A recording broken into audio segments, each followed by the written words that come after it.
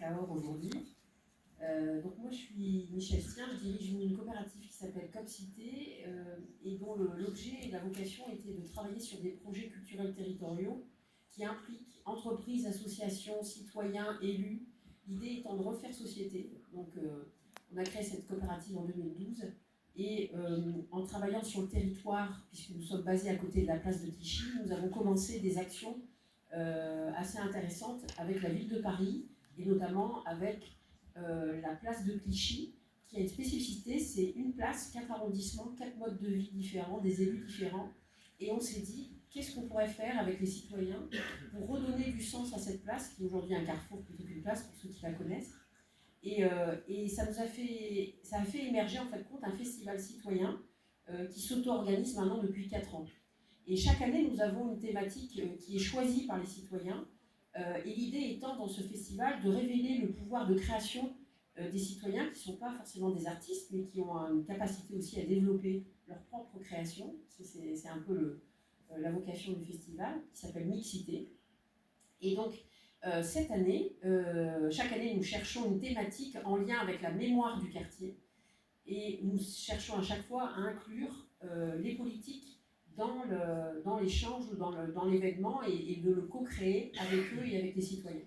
Cette année, nous avons choisi la 4e pomme de Franz Curti, qui est une œuvre en fait compte qui est à l'entrée du boulevard de Clichy et qui met en hommage Charles Fourier.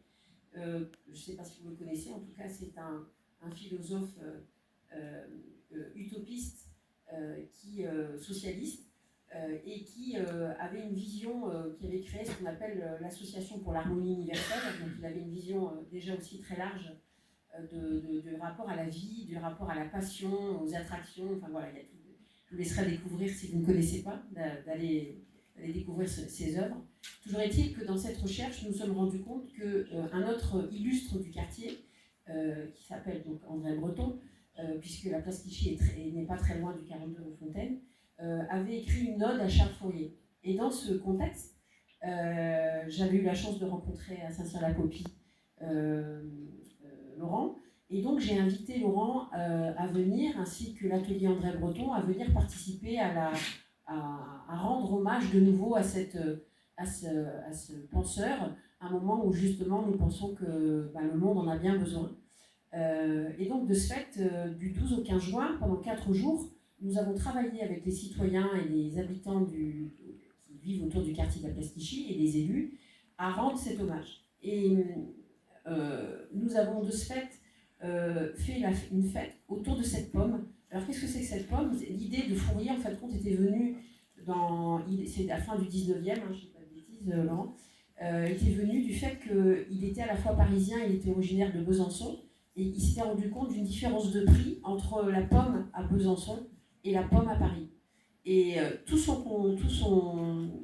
sa philosophie, toute sa proposition d'utopie s'est construite sur cette pomme, sur le prix de cette pomme et l'incohérence des différences en fait compte sociétales.